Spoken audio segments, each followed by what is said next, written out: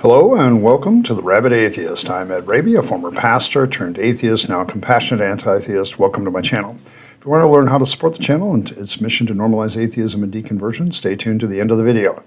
Today I'm reacting to a video entitled Top 10 Infallible Proofs That God Exists by a channel called The 10 Most. This video is literally less than a week old as of the making of this video here, so I was expecting something new perhaps. But no, as you'll see, there's nothing new here, but it is entertaining. So let's take a look at what he has to say and let him introduce the video. Welcome to our channel. Today, we're diving into one of the most profound questions humanity has ever asked. Does God exist? While beliefs vary widely, many argue that there are compelling reasons to believe in a higher power. Here are the top 10 infallible proofs that God exists. I am struck by the word infallible, which means the proofs offered are incapable of having mistakes or being wrong. So are these, first of all, proofs for God in any way, shape, or form, and are they infallible in the sense that are they not capable of having mistakes or being wrong? Now, I'm going to go a little quickly here because he goes pretty quickly as well. There's a lot of other things I could say in response to all these 10 things, but I'm doing my rapid fire off the top of my head stuff that I would give in a conversation. So, let's see what happens here. Take it away, 10 Most. At number 10, we have the fine-tuning of the universe. The precise constants and quantities in our cosmos, such as the gravitational constant and the speed of light, are so finely tuned that even a slight variation could make life impossible. This precision suggests the work of an intelligent designer. What? First of all, this isn't proof of God or an intelligent designer. It simply might be that this is the way the universe simply is. But I would also say that you don't know that other variables are not possible in these, if these constants are actually constants as much as you think they are. And if they were changed, could life still have the possibility of existing in some sort of different form? Sure. So it's a great deal of a leap of logic to say that everything has to be so finely tuned and so finely adjusted for life to exist. And have you looked outside into the universe? Life is pretty rare. I don't think if the universe design constants are designed for the propagation of life, it's not doing a very good job. Life seems to crawl and scratch its way despite what the universe seems to be designed for, if it's designed at all, which I don't think it is.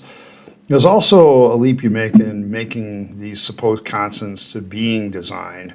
I don't think that's justified at all. So not proof of God. I see several issues which point to this being wrong or having mistakes, so not infallible either. Coming in at number 9 is the complexity of life. The intricate details of biological systems, from the DNA double helix to the functionality of cells, point towards intelligent design. The idea that such complexity arose purely by chance is a significant leap.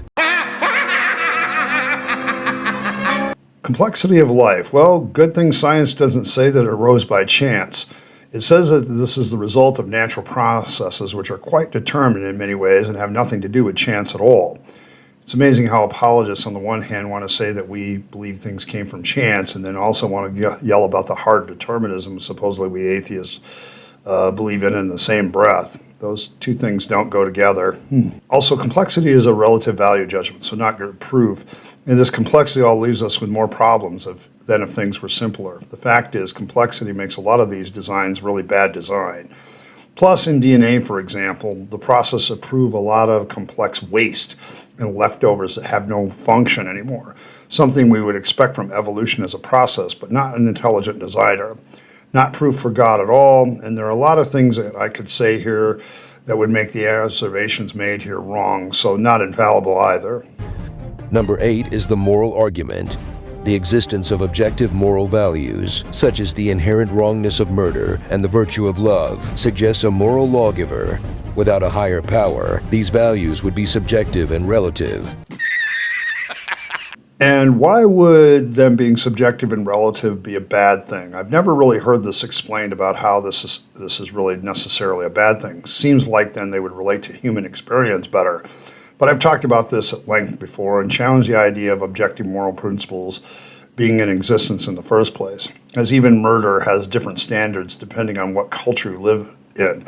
What constitutes justified homicide can vary from culture to culture, thus changing the definition of what also constitutes murder. So even the supposed objective moral standard of murder isn't all that objective. It's subject to a little bit of subjectivity. It also doesn't prove a God, as objective moral rules can arise from subjective human desires, and that includes virtues. Human virtues are just that, human, things that we value. So not proof of God, and definitely has a lot of errors as far as what morality and virtue are. So, no. At number 7, we have the argument from consciousness. Human consciousness and self-awareness are profound mysteries. The ability to think, reason, and feel points towards a higher, conscious source. Except the reason that we have all these things is not a profound mystery, and there are natural explanations of how consciousness developed in the human race over time and are a function of the brain. For someone who is supposedly giving us infallible reasons for God, you use the term suggests a lot. I've also have to ask, do we have an example of consciousness outside the brain? So a product of evolution in the brain and not the product of God necessarily, and you state something untrue, that they are profound mysteries. They are not. Number 6 is the historical evidence for Jesus Christ. The life, death, and resurrection of Jesus are well-documented historical events. The impact of his life on the world and the transformation of his followers add weight to the claim of his divine nature. Way to overplay your hand. Firstly, if that is true, why is the historicity of Jesus debated among scholars? The life, death, and resurrection of Jesus are not well documented, as the documents have contradictions in them about several of those events. There are also collections of oral traditions of the early Christians many decades after the fact, by the authors who do not name themselves, who include stories of which no sources are provided. This is very poor historical evidence and would be considered hearsay in most courts of law. Lots of religious leaders have had an impact of the world, and their disciples also did some pretty cool stuff. Does it prove that they were God? Does it prove that they were divine? No, none of that proves anything. As I've said before, the resurrection just proves that Jesus rose from the dead. Seeing there's a lot of resurrections testified to in the New Testament, what makes his unique and different compared to the rest of them? Even if it's true, it just proves that Jesus existed and maybe something weird happened. It doesn't really prove God that exists, and there's a lot of errors here when it comes to saying that it's historical evidence. So no proof of God and full of errors, so not infallible. Next. At number 5, fulfilled prophecies in religious texts offer compelling evidence. Many events foretold in these scriptures have come to pass, suggesting divine foreknowledge. Yeah, it is easy to say fulfilled prophecies when you don't know when these prophecies were actually written down in comparison to the events that they are said to prophesy about. Or you can engage a lot of post hoc rationalization to make them fulfill certain events. This is a subjective thing right up front, right up there with horoscopes and fortune cookies. Many of the prophecies that are so-called fulfilled are just as general. Even if it were true, it proved that people who wrote the prophets had some sort of foreknowledge, not that God exists with the foreknowledge, just that these prophets were fairly accurate, if that was true, which I don't think they are. And there are a lot of prophecies in the Bible that are also not fulfilled, and some that cannot be fulfilled now that so much time has passed. So errors and mistakes, so not infallible, not a proof for God. Number 4 is the argument from design. The complexity and order of the universe, from the laws of physics to the beauty of nature, point towards an intelligent designer. The intricate design in nature is often mirrored in human creations, which are products of intelligent minds. Yeah, beauty is in the eye of the beholder. The universe does not seem that ordered to me. Okay, now I get that everything is moving along according to natural laws and everything, but from a certain perspective, the universe seems very chaotic and hostile to life.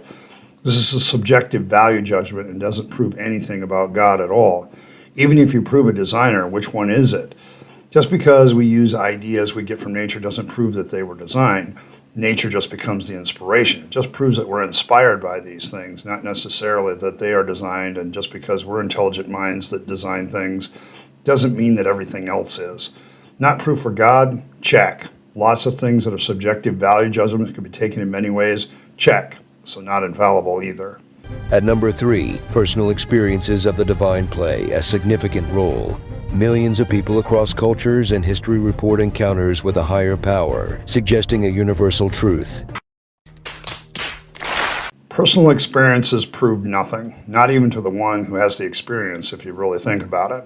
The fact is, these experiences vary and prove different things to different people and are not consistent in their conclusions. It also assumes that the person who has the experience is infallible in their interpretation of what that experience means, which is clearly not the case, as people can have these very similar experiences and draw very different and contradictory conclusions about them. Doesn't prove God either. It just proves that people have religious experiences.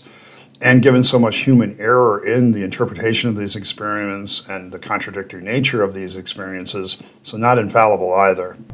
Number 2 is the cosmological argument. Everything that begins to exist has a cause. The universe itself began to exist and thus must have a cause, which many argue is God. No! God, please, no! No! No! No! Except a lot of what you say is debated. Did the universe begin to exist or move from one state to another?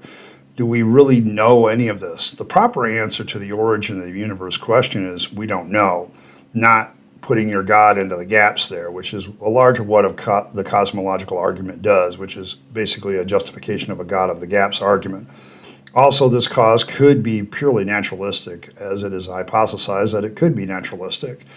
But it didn't come from nothing. That view is an apologistic trope that even the person who wrote The Universe from Nothing, Mr. Krauss, says at the end of his book that nothing really isn't nothing.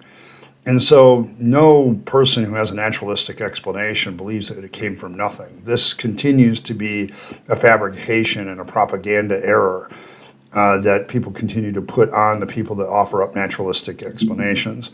I mean, you're the ones that say, let there be light. You know, God said, let there be light, and it was so. That's creating something out of nothing with magic. I'm not the one that believes that. The theist is. This view is full of human error, so it's not infallible, and it doesn't prove God, but simply a first cause, if it does even that. Not proof of God either, then. And finally, at number 1, we have the ontological argument. This philosophical reasoning states that if we can conceive of a greatest possible being, then it must exist in reality. This argument, while complex, is a cornerstone of many theological discussions. Stop it. Get some help. Wishful thinking becomes reality? That's your argument? This is your number 1? Man, if only that were true. The world would be a very different place if every thought that we could have somehow has a reality to it, with every pantheon of God existing, plus a whole bunch of other things that would be maximally great to a lot of people.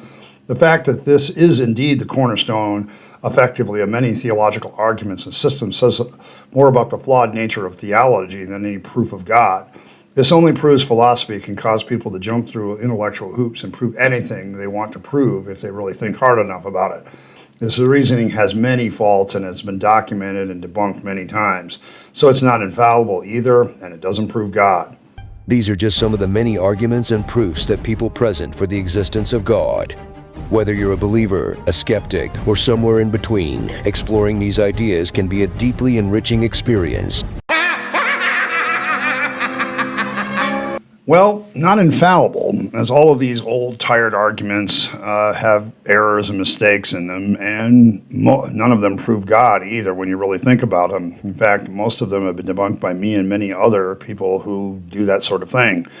Also, you would think that if an idea is infallible, the narrator would be more definite in his tone, but he uses the idea of suggest. It's strange for somebody insisting that something is infallible and both proof for God and infallible, but he seems to be very indefinite about it himself. Once again, more could be said and has been said, but I'm kind of done with this, and I just want to get out some rapid-fire responses to some of these arguments that are very common for the existence of God. And what intrigued me about this video is the word infallible. Really, no errors, no mistakes. Then why are every one of these debated? Why are they all viewed at as different ways? This would indicate that perhaps they're not as, infallible as you think they are. You keep using the word. I don't think it means what you think it means. But that's all for today. Thanks for stopping by. I appreciate if you like, share, and subscribe. You guys are awesome. If you want to support the channel and our mission to normalize atheism and deconversion to atheism, there's super chat, super thanks, and many other ways to do it that way. But the best way is membership, which gives monthly support to me, the creator of this content, and it allows me to worry less and less about the YouTube algorithm and more about the content that you come to enjoy and love. So join the citizens, join the Rabyd citizens, join the tribunes and the other two levels, which are still empty. In the support of this channel, it will be greatly appreciated by me in particular. Thank you very much. And as always, live your best life. You only get one go around and then it's over, so make sure you're taking all your time, money, and opportunities and spending them on yourself, the people you love and care for, and to make this a better world. And don't waste them on the trappings of religion and faith, because that's a dead end. I speak from experience. And as always, thanks for stopping by, and I'll catch you next time.